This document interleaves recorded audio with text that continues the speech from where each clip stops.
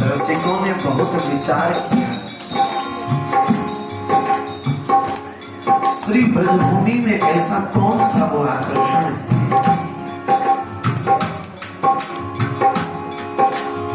अखिल कोटि ब्रह्मांड नायक स्वयं भगवान श्री श्याम सुंदर आवाज मत कर भैया। इसी ब्रजभूमि में अवतरित हुए। आखिर क्या कारण रहा इस ब्रजभूमि में आने का? भगवान ने आने के अनेक कारण बताए। भगवान ने स्वयं कहा परित्राणाय साधूनाम, साधु पुरुषों का परित्राण करने के लिए मैं आता हूं। विनाशाय च दुष्कृताम, मैं दुष्टों का विनाश करने आता हूं। धर्म संस्थापनार्थाय, मैं धर्म की स्थापना करने के लिए आता हूं। अनेक कारण प्रभु ने बताए। विषय यह नहीं है कि प्रभु अवतार क्यों लेते हैं। रसिकों ने विचार इस बात से किया कि प्रभु ने ब्रजभूमि में अवतार क्यों लिया। इस ब्रज में ऐसा कौन सा दिव्य आकर्षण था जिसके आकर्षण से स्वयं श्री ठाकुर जी भी बच ना पाए। बहुत विचार मंथन किया और बहुत विचार करने के बाद रसिकों ने, प्रेमी जनों ने इस बात का केवल एक ही निष्कर्ष निकाला। क्या? श्री बरसाना की ऊंची अट्टालिका पर श्री लाडली जी विराजमान है और श्री लाडली जी की श्री चरणों की सेवा का सुख पाने के लिए ही श्री ठाकुर जी ब्रजमंडल में अवतरित हुए। ब्रज में आने का दूसरा और कोई कारण नहीं था, केवल श्री स्वामी जी का दर्शन सुख पाने के लिए, श्री लाडली जी की श्री चरणों की सेवा का सुख पाने के लिए श्री ठाकुर ब्रज में आए।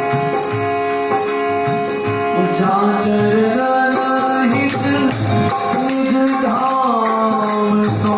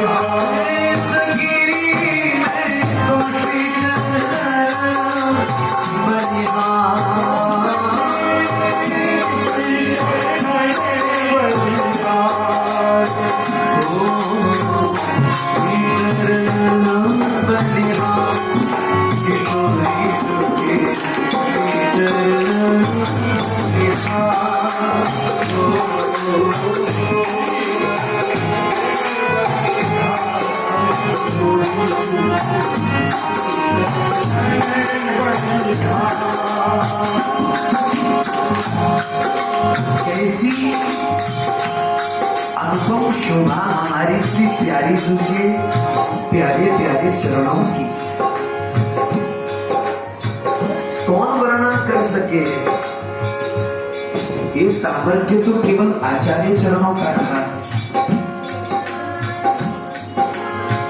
अरे भैया,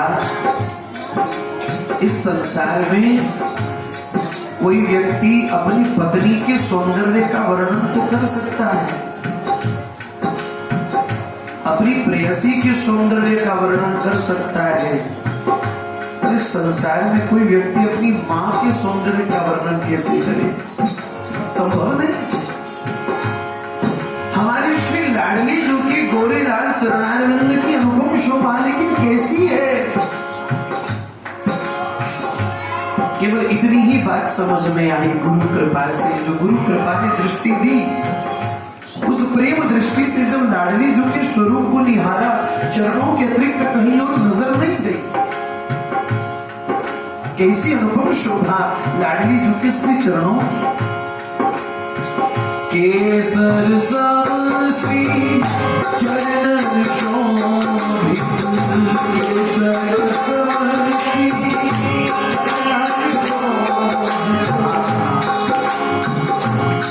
केसर की लालिमा से युक्त लाल लाल श्री चरण।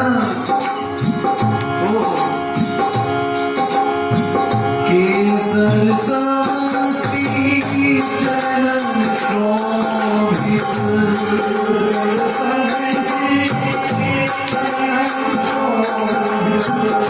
केसर सब श्री चरण शोभित,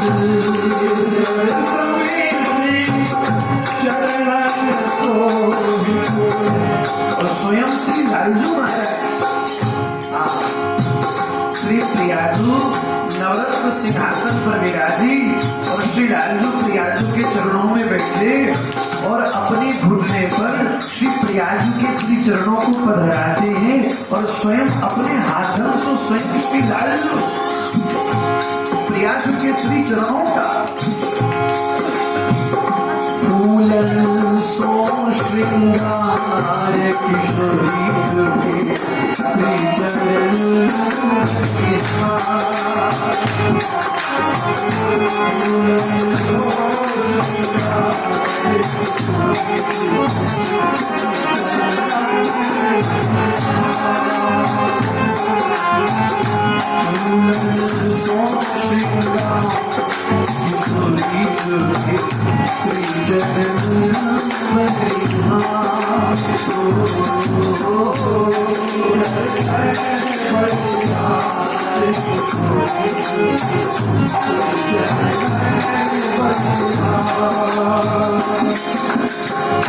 ललितांतिक संग, ललितांतिक संग सहज सखी अली, ललितांतिक संग सहज सखी, ललितांतिक संग सहज सखी अली,